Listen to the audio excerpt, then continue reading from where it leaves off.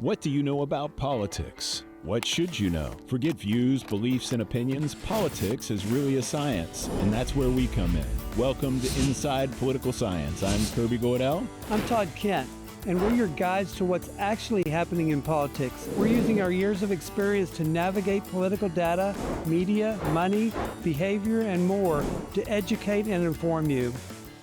Howdy! Thanks everybody for joining us today. I'm here with Todd Kent, my co-conspirator and colleague and good friend. This is Inside Political Science, and we've got a lot to talk about. It seems like every time every time in the period in between the days where we get to do this, there's just tons of stuff happening. And maybe the sort of top of mind for me is the Signal chat scandal, right? Where the Trump sort of national security team invited in an Atlantic reporter, and that's been top of the news. But what is curious to me about it is something else. And I call it the politics of distraction. That right after the Signal chat scandal, we go right to Trump talking about a third term. I don't know whether he's strategic about this, but it seems like he is. When you're in trouble for something else, get everybody to pay attention to, give them something else to worry about. It's amazing how he can open his mouth and begin to talk about some things that out of the blue, and then everybody goes crazy and forgets about what's happening. So I agree with you. You know, the Signal is certainly a debacle. I mean, no administration wants something like that to happen. That we're not careful with our national security discussions.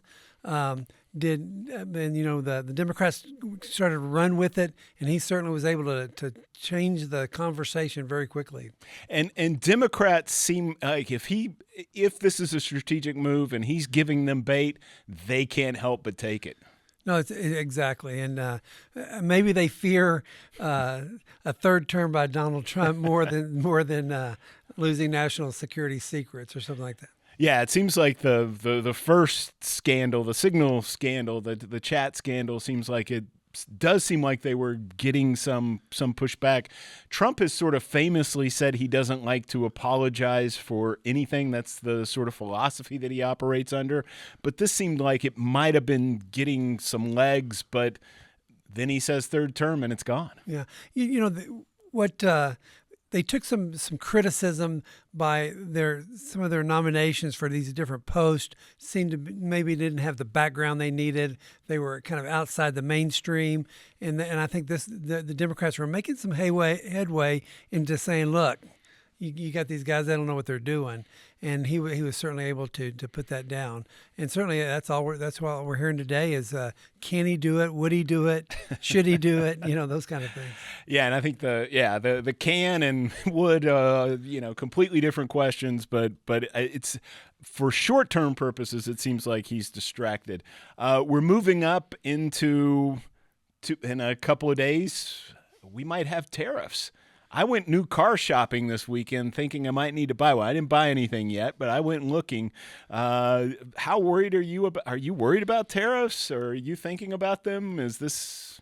We grew up in a academic world where tariffs were bad. They're bad, and they've never been good. And now we see Donald Trump coming back with something new, and it's thrown, in my opinion, it's thrown the whole world kind of astray. You look at Europe. Europe is so upset. Canada, Mexico, even China is struggling what to do with these tariffs. So he has certainly got everybody's attention. Mm-hmm. He's taking a big risk, though. If this doesn't go well, economics is the one thing that certainly he was the big winner on in the last elections. That could be a problem for him. Yeah, it seems like it's a huge gamble on his part. If you talk to economists, almost to a person, there are always some economists who may disagree with the overall consensus opinion. But if you talk to economists, they generally say tariffs are bad ideas, that they're not good for the economy, that they end up costing the domestic audience rather than raising the revenue that Trump is talking about. But he seems willing to take this gamble. He ran casinos. He seems like he's willing willing to say, I think what we need is a major reset in the American economy. We are outsourcing too many jobs, too much manufacturing. The only way to do it is to shock the system. We're going to shock the system. It's going to be painful, and we're going to win in the end. Well, for years, Republicans have always talked about free trade. And he's kind of said, wait a second, it's not just free trade, it's fair trade. Yeah. And I think he looks at tariffs as a way to kind of restore the balance and say, look, if you reduce your tariffs, we'll reduce ours, kind of make this fair. Throughout the campaign, his spokespeople kept talking about how this was a negotiating ploy, and not that, and it was meant to bring people to the table. And I think that what we see out there is this desire from people that are kind of facing the brunt of these tariffs is this, let's stretch it out. Let's see how long it can go. And this, you said the magic words, I think, free trade versus fair trade. This used to be a talking point on the left. Exactly. It was the left that wanted to move towards fair, and it just seems like we live in the topsy-turvy world now.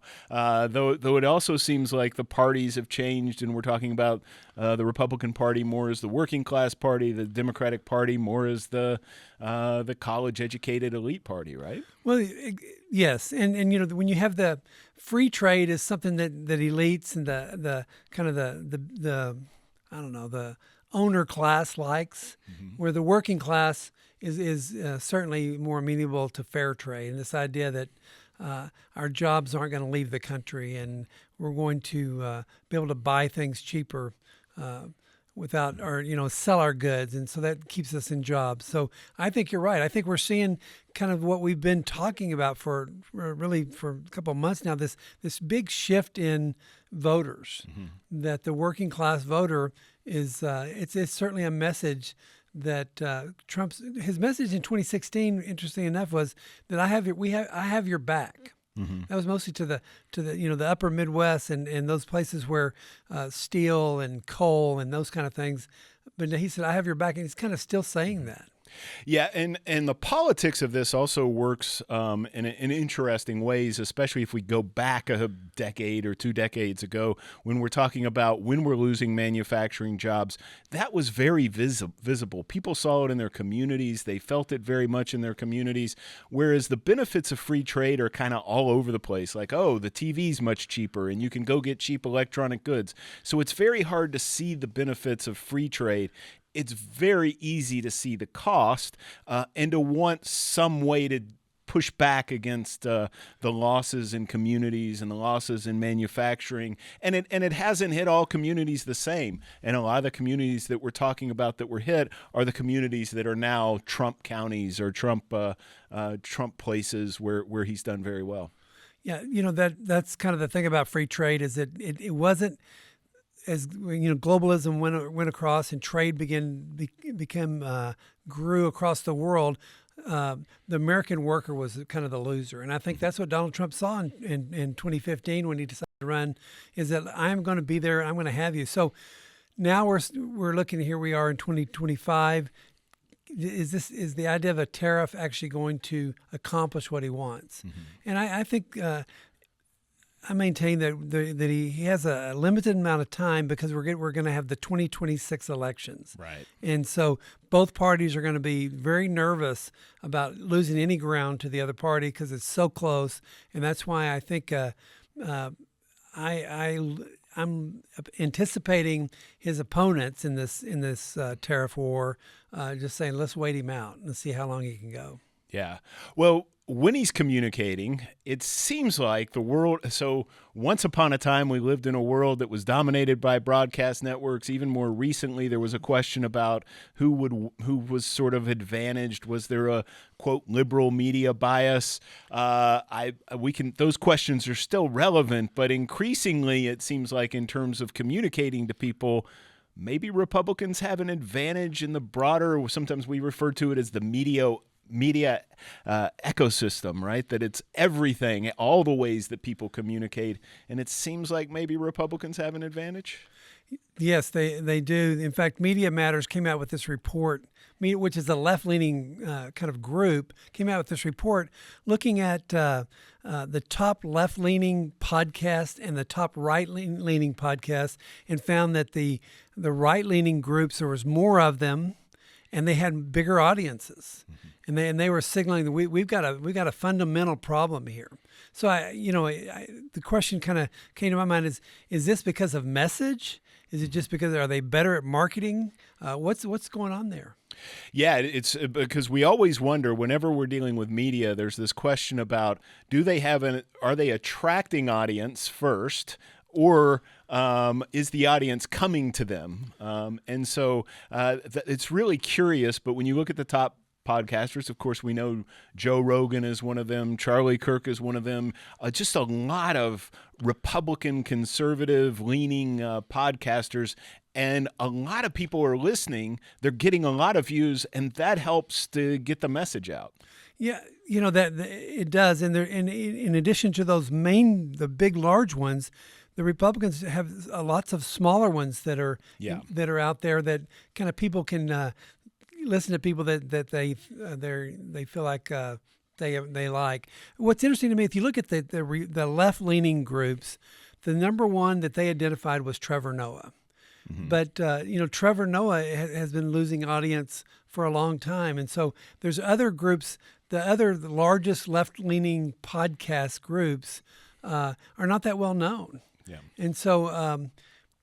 Maybe it's like talk radio. The Republicans have kind of dominated daytime talk radio for a long time, and with Rush Limbaugh and some of those things, maybe that's what we're seeing is it's just moved over to the podcast world, or is this just fundamental kind of shift in thinking among a lot of the public, especially I would say the younger public, since they're the ones actually listening to podcasts in big numbers. Yeah, and Democrats seem to recognize the disadvantage. We've seen Gavin Newsom come out with a podcast. He's gotten criticized because what he's done is he's gone out and he said, I'm going to have Gavin Newsom, the California Democratic governor, I should have said, but he's gone out and he said, I'm going to go talk to conservatives. We're going to talk to anybody here. And he's been criticized both for the podcast in the first place, but then also for, sometimes people use the word platforming, but he brought Steve Bannon on and he brought Charlie Kirk on. And so he's trying to show that he can talk to anyone, no matter what their political perspective, and we can have a meaningful conversation, and he can have those conversations with people with opposing viewpoints. It was interesting that he actually used those podcasts with the conservatives on there to maybe change his mind about something or take a Republican position. I think it was guys and girls sports kind of idea, right, where he said, well, that's unfair. We shouldn't be doing that. So he used the fact that he had those Steve Bannon or Charlie Kirk, I can't remember who he was talking to, but he kind of came out with this new position really for the governor of California. Yeah, and you're going to see this as Democrats. Even it may seem really early for 2028, but Democrats are starting to position, and you're seeing the position happening. There are two lessons that Democrats have learned. They're mutually exclusive. They're on the opposite sides. One lesson is we were too far away from the center. We were too far away from the median voter, and we need to go where the voters are. This, I think, is the lesson that Gavin Newsom is learning or is trying to test. And then on the other side, you have people like Bernie Sanders and AOC and other folks going out and saying, no, the problem is we weren't far enough left, and we need a progressive vision. We need to give our voters something to vote for. It's not clear which one of those is. I have my preference, but it's not clear which one of those is necessarily right, and maybe we won't know until they're tested in an election. Exactly. It was interesting. On Friday, the New York Times came out with and the New York Times editorial board with kind of why can't the Democrats learn from 2024 kind of idea, and I think that they kind of brought up some of those same things that some were saying they went too far to the middle. They need to go farther to the left. But they didn't seem to find that is to be the real problem. They thought they gotten too left on social issues and a lack of new ideas. that they had kind of grouped themselves around these social issues. The only issues that we would talk about in a political campaign that they won on, or they were ahead on in 2024, was abortion and health care. Right. But it didn't; those did not seem to matter in the way voters voted. Voters were voting the economy, other issues that transcended abortion and health care. Also, I think there's some evidence, just preliminary, nothing that I would put great confidence in yet, but I think you'll see the evidence build up over time that Trump in 2024 was able to effectively take the abortion issue or weaken the abortion issue for the Democrats by saying, let's leave it to the states, let's not have a federal mandate. And he was able to sort of diffuse the issue and diffuse some of the energy on the Democratic side around that issue and emphasize immigration and the economy and the other issues that were more favorable to him. Yeah, you say what you want about President Trump, but he's good at picking issues. The immigration issue kind of goes across the board. I think, and Democrats did not want to talk about crime. They didn't want to talk about immigration. They didn't, and the economy was a problem for them. Mm-hmm. So the issues that Donald Trump chose were really winning issues. Yeah, one of the understated political skills I think that Trump has is agenda. We always talk about agenda setting. What is the topic that we're talking about? And sometimes it feels like if the conversation isn't going the way maybe one side wants it to, let's say it's the Republican side, sometimes it feels like they're losing. But if you're talking about the right issue, you're still winning, right? Because it's not just about whether the issue is being treated favorably to your side. It's what are voters thinking about? What's the issue that's driving them? And a lot of campaigns are just that simple. Can you go back to Bill Clinton in 1992? It's the economy, stupid. Focus on the issue that advantages your side, and Trump's been very good at that, sometimes raising controversy and raising a question about whether he's getting the coverage you would want if you were a Republican, but still focusing the media's attention and the public's attention on the issues that he thinks are important. I think I agree. I think that's what we've seen so far in the short time that he's actually. We think he's been in president for a long time. He hasn't. It's only been a few months, but what we're seeing is he has taken advantage of those issues that he talked about in the campaign were winning issues for him. The question remains as you move forward, and will these continue to still be the winning issues, or are we going to see the public's interest in these dwindle, and we're going to say, well, what's next? Yeah, well, and the economy especially, which we talked a little bit about, cuts both ways, right? Because it can help you, but if you do tariffs and there is pain, which even Trump is expecting some level of pain from the tariffs, you then face a bad economy, and so the incumbent president is typically blamed for that. Whether we have conversations about how much presidents can really control the economy. But one thing, amidst all of this, we have elections tomorrow, and we have an election in Wisconsin in a Supreme Court. Election. Now, one, it's always interesting to me that we elect judges. I mean, that's sort of fascinating in and of itself.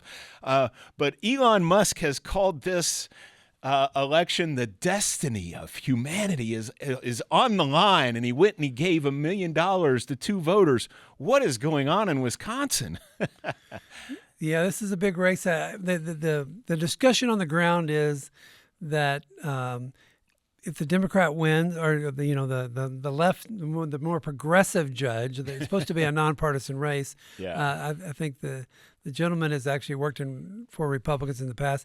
Then they will have the opportunity to redistrict, and so causing the Republicans could lose the House of Representatives if this happens. And that's kind of been their main talking point. Mm-hmm. Is this will fundamentally change the government as we know it, and everything that we're doing is out the window.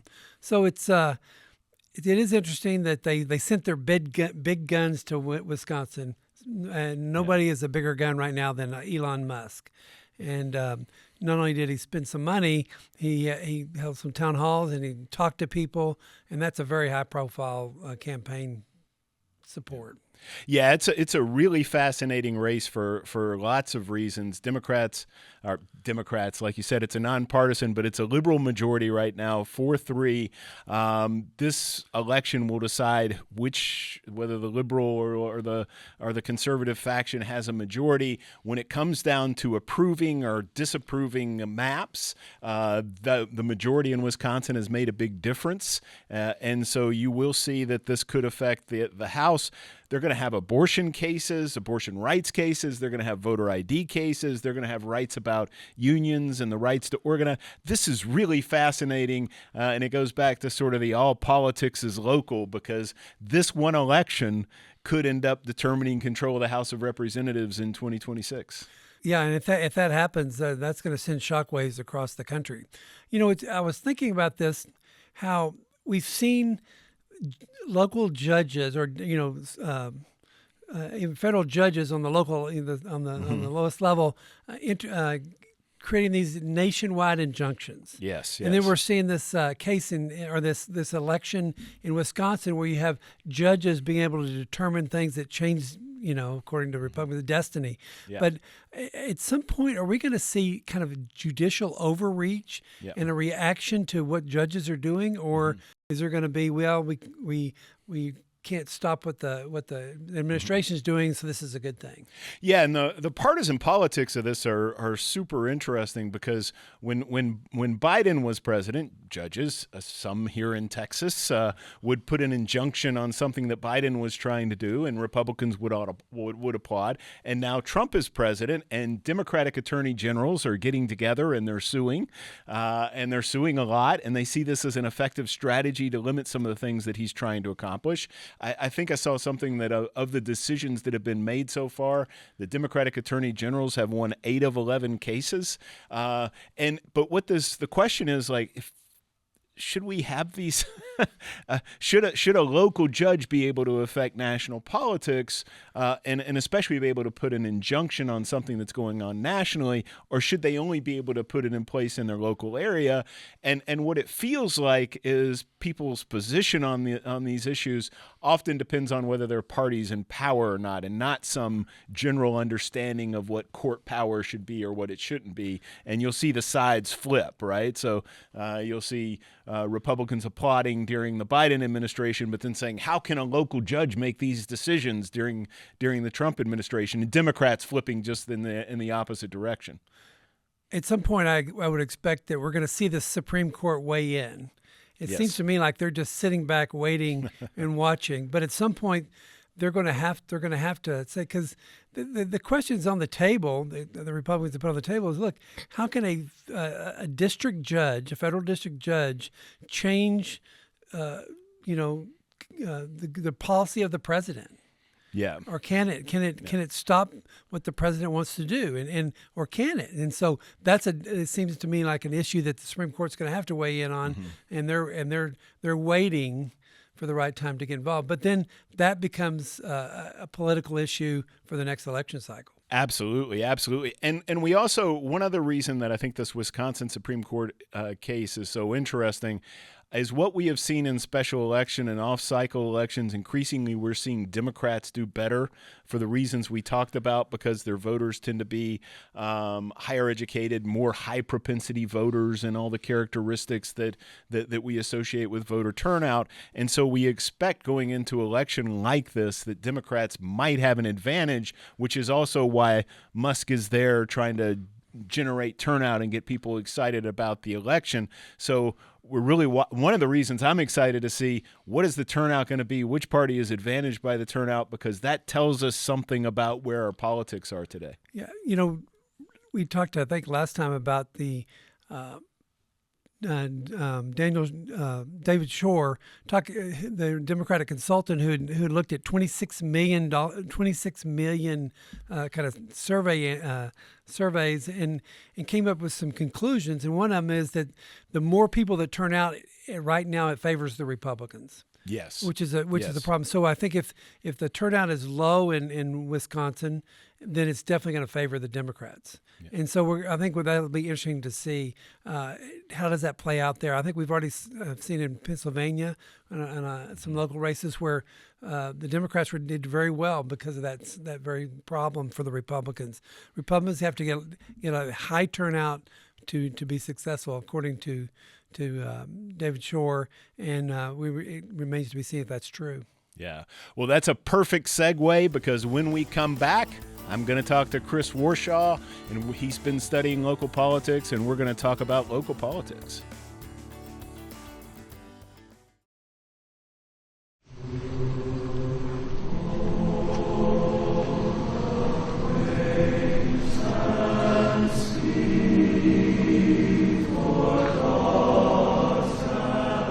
Getting to be there for them in that moment and just acknowledge the grief and acknowledge the magnitude of the loss that they'd experienced, and even some small way, and seeing how grateful they were. It was so touching. It just feels like the least you can do is offer your presence, offer your help. And I knew, like, kind of in that moment, I already had a really strong convictions about grief and the power that muster has to heal, comfort, and inspire.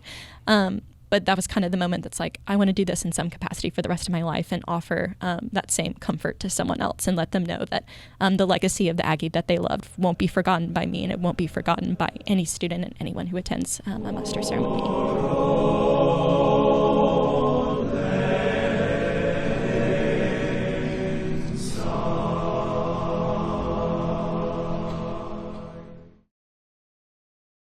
I'm back, and I have a very special guest here with me, Chris Warshaw, a professor at George Washington University, also a JD and a PhD from Stanford. And if I remember right, you got your undergraduate degree at Williams. Yes, I did. Right? Incredible list of institutions there. And prior to grad school, you did environmental economics. I did. You're as an analyst? I did. I worked at a little company called Industrial Economics in Cambridge, Massachusetts, working on analyzing environmental policies and working on litigation, and it was a lot of fun. And as a political scientist, you're known as one of the specialists in state and local politics, and including the book Dynamic Democracy, Public Opinion, Elections, and Policy Making in the American States. Just to sort of start off maybe with what motivated you in terms of, we got a chance to talk a little bit, and I know you grew up in central Pennsylvania. Were you always oriented towards politics and an interest in politics, and then also with an interest in state and local politics, or did that come later? I think the interest in state and local politics came later, but I was always interested in politics. Growing up, my dad worked for the Pennsylvania state government. My mom was actually a political scientist, studied the presidency. So I grew up with, government and politics being sort of ever present. And then, I think in the experience after college, I sort of imagined after college that maybe I would go to economics grad school. I was mostly did economics in college. And I think working on environmental policy after college made me appreciate more the importance of politics. I think it actually pulled me back toward politics. Because I realized that the way the policies actually get made is through this political cooker that is obviously economics matters, but it's not really at the heart of what's going on. So so I sort of said to myself, if I really want to understand the policy process, it's more important to understand the politics than it is the pure economics of it. So that really pushed me toward political science graduate school instead of economics. And then you are, I would put you in a small group of people as sort of the leading experts on state and local politics, and doing lots of really cool work. We talked earlier about this as well. I have a former professor, Mac Jewell, who talked about the neglected world of state politics because it wasn't being studied enough. If it was being studied, it was being studied as at the individual state level and not really comparative. And you've really come into that field and opened up the doors. What have we learned about state politics from being able to study it more effectively with better measures and better data? Yeah. Well, one thing I'll say just to start is state and local politics. I think one of the reasons I focused on state and local politics is it's really important for the everyday lives of Americans. Yeah. And we think about what are the parts of government that touches people's lives. State governments affect education, healthcare policy, many other areas. Local governments affect, obviously, education, but also roads, police, fire, libraries. So the way that most Americans interact with the government is largely via state and local governments. Moreover, there's only one federal government, so it's hard to study the federal government scientifically. You can do it, and lots of political scientists, maybe smarter than me, have come up with lots of great ways to do it. But one of the advantages of studying politics at the state and local level, beyond the really key substantive importance of state and local politics, is that we have 50 state governments and we have many thousands of local governments, which really gives us the ability to test theories about how politics works in a way that I think is really powerful. And so one of the things I thought, early in my career was that if we could build better data at the state and local level, then we'd have the ability to test important theories and really understand how American politics works in more profound ways.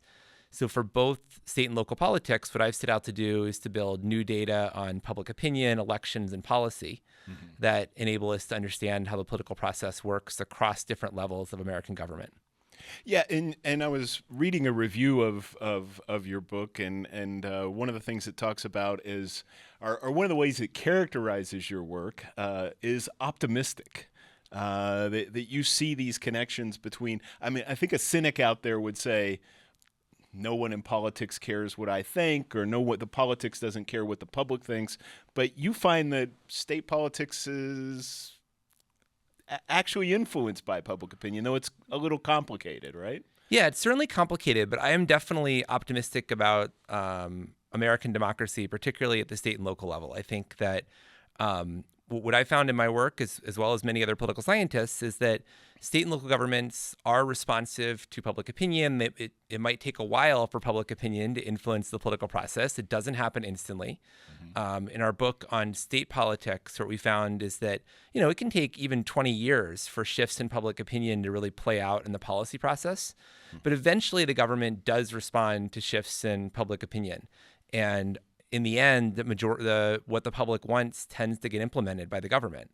Again, it doesn't happen quite as fast as advocates often want it to. But I think if you're a little more realistic about how fast can things get done in a democracy, it does make you realize that eventually government does get around to doing what the public wants. So I think, more people can vote now than it can ever vote before. We have, it's easier to vote in most places than it's ever been before. I think, one of the biggest threats to American democracy over the long term is an imprecise or biased translation of people's votes into political power. And so in, not too distant past, in addition to disenfranchising large groups of people, we also had rampant malapportionment where, some people's votes would count 100 times more than other people's votes for state legislative elections. It's only in the 1960s that we got rid of malapportionment. And since then, partisan gerrymandering has been, I think, a persistent threat to our democracy. But I would say in recent years, gerrymandering, too, has gotten better. Many states have established nonpartisan commissions to draw their legislative districts. In other states, we have better checks and balances, and I think a little bit better public participation in the process. So while there are many states where gerrymandering is still a problem, I think it's gotten better over the last decade or two. And so overall, I think, while there are serious threats to our democracy, I tend to be pretty optimistic. And I think if you look at the long haul of American democracy, you appreciate how much stronger our democracy is now than it was 50 or 100 years ago. Yeah, it's really an interesting thing to me that people are often very cynical about our democracy today, and I think maybe in part because we know more. Maybe and there's polarization, there are other factors going on there. Yeah. But it does seem like the state of our democracy, for all our flaws, for all our problems, is still probably better than it was. We may want to talk about the current moment differently, right. But over the long haul, there has been a movement towards greater democratization. I think that's right. But now at the state level, and there's been this nationalization that we all talk about. Do we have to worry that that makes the states less important?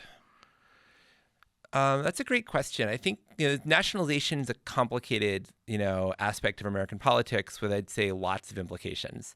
Yeah. I'd say on the positive side, nationalization makes it easier to vote based on your political preferences. Like if I know that a Republican's a conservative, the Republicans everywhere are conservative, and I'm a conservative, then I can use these party labels to figure out who's the party that matches my preferences most of the time, in a way that maybe you couldn't 50 years ago. Yeah. So I think that's an upside of nationalization. The downside, obviously, is that it maybe obscures political accountability, that if I always vote for the Republican or I always vote for the Democrat, then where really is the incentive for politicians to try to do the best they can to make the world better for all of us, to work together? And I also think, as you're suggesting, we've shifted in recent years, political power maybe has shifted a little bit back to the national government. Although I would say over the long haul, probably of the last 30 years, the gridlock at the federal level, I think, has implicitly devolved lots of policies to the state level. Because the federal government has been mostly incapable of passing new major laws. Yeah. There's large swaths of policy that the states and to a certain extent localities have basically had to figure out on their own, which has actually shifted power to the states from the federal government. So I think there's lots of cross currents here on nationalization pointing in different directions. And do we see we see the polarization coming down to the state level, but we also, because of the gridlock, we see the states playing a larger role sometimes in policy and being asked to do more. There's work about venue shopping, trying to find the right. But separate from that, do we also see some issues bubbling up maybe to the federal level from the states? That's always been kind of. Are we also seeing the states influencing the direction of the national government as much? Yeah, it's hard to say the causal arrow there, and it's hard to say that the states are causing the federal government to pass new policies. But I think a different way to put it is that over time, what tends to happen on most major public policies is we develop a national consensus on it. And so, one of the most important policies in the 1930s that we talk about in our book, other than the Great Depression, was whether we should ban the sale and consumption of alcohol, right? So prohibition was a huge issue in the 1920s and 30s that really dominated the political debate. But by the 1940s and 50s, we'd basically developed a national consensus that, yes, we were going to allow alcohol consumption, and then it faded out of the national discourse. And I think one of the things that makes me optimistic about American democracy is that often we focus on the issues that divide us, but then we forget about all these issues that actually used to divide us, but we reached a consensus on and either federalized it or basically all states, as in the case of prohibition, adopted the same policy. Yeah. And, those are bright spots of democratic success in our country that I think, all too often we overlook. Yeah. So if we were looking to make our state or our local governments maybe more responsive, how would let's say I'm from Texas. We'd like to make Texas more responsive to public opinion. Do you have some recommendations for us?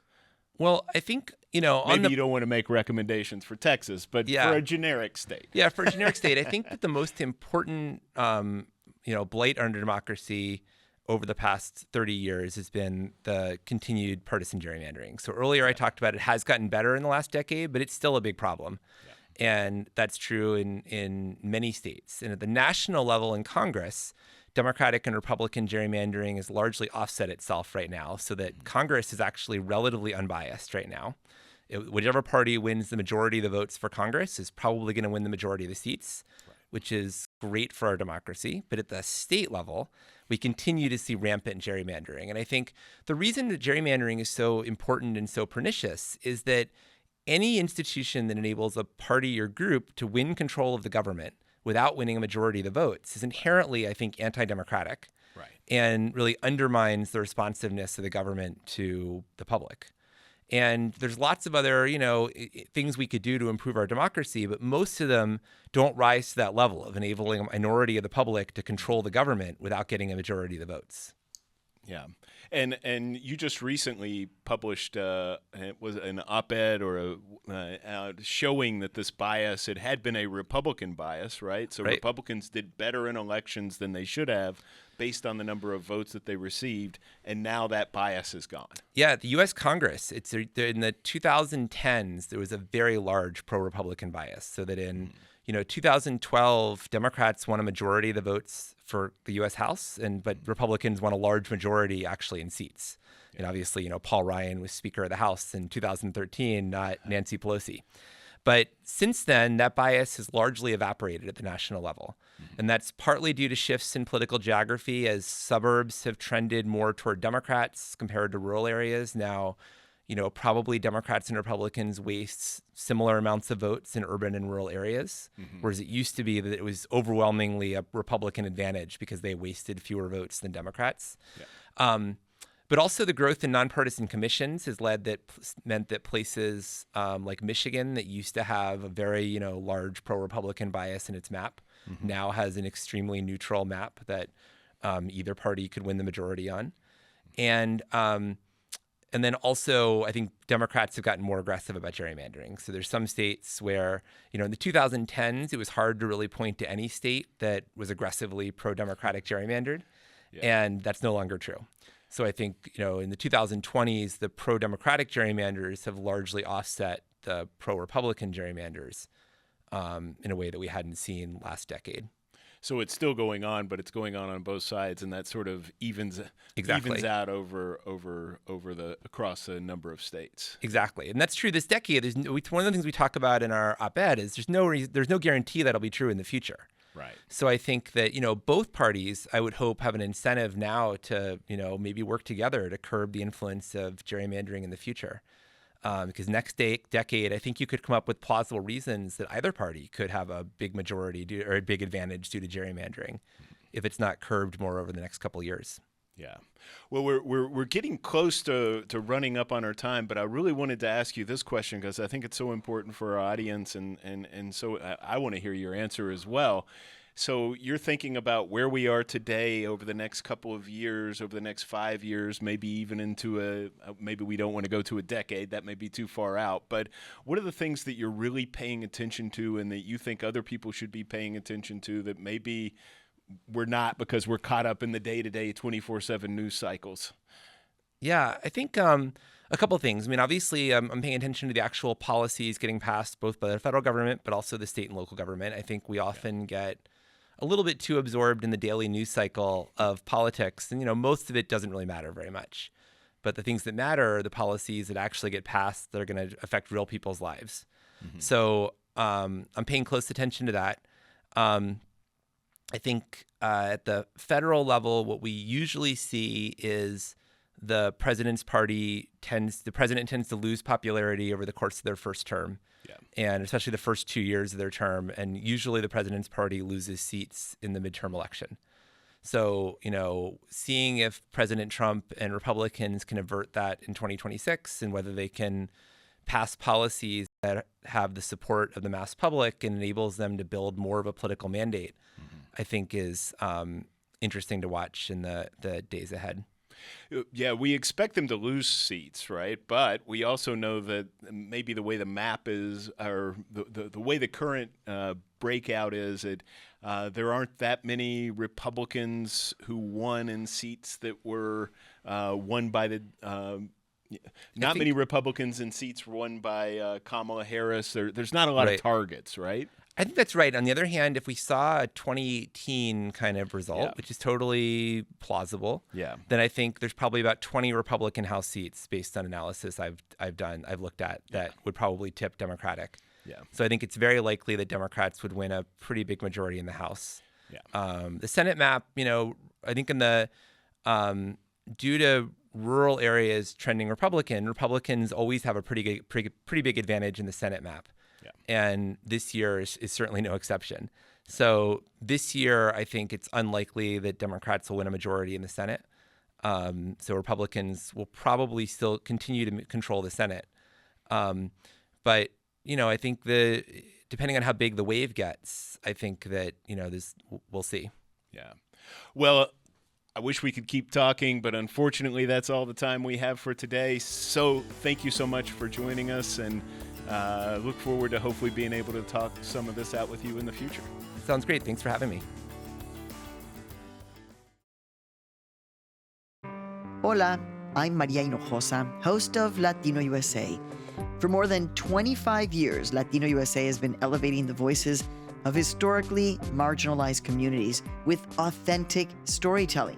We use in-depth reporting, candid conversations, and deep humanity to chronicle how Latinos are living, shaping, and changing America.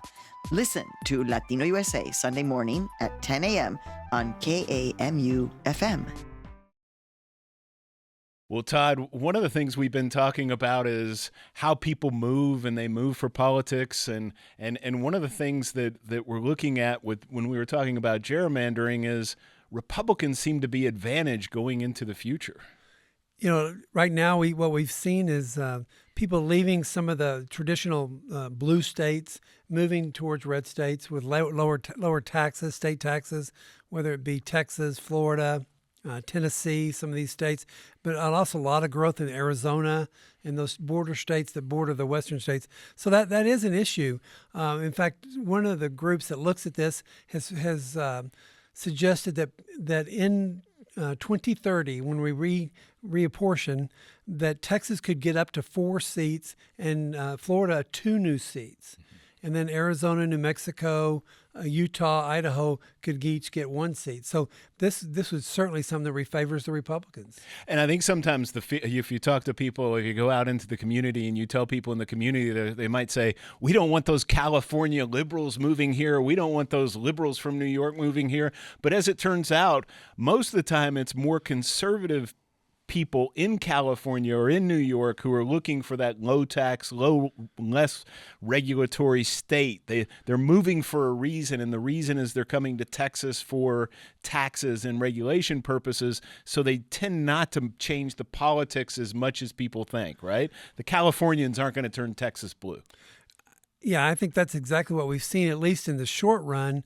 If you look at areas that had high growth in the state of Texas, we didn't see that big shift. In fact, almost every demographic group across the state of Texas shifted to the right. Mm-hmm. And so we didn't see that. Now, we'll see what happens.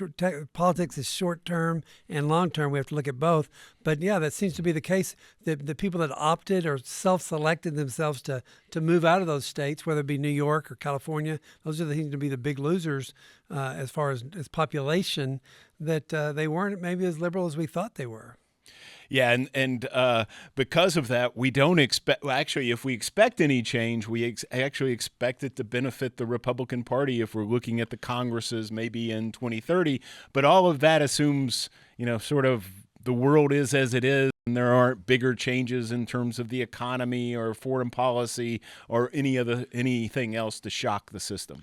Yeah, and we would the kind of the assumption people make was that Florida will continue to vote Republican and Texas will continue to vote Republican, but a lot of things can happen. Yeah. And I think the economy is certainly a big one where if there's a downturn, if there's not jobs and all this, there's going to be disgruntled voters. And so it's which party can kind of endear themselves to that working class, the people that looked for those jobs, the economy. It's probably going to be the party that's going to have a favorable advantage. Yeah, you reminded me of why I never trust people who say this is how it's going to happen because these are the trends we're seeing today. It's not that they're wrong, exactly.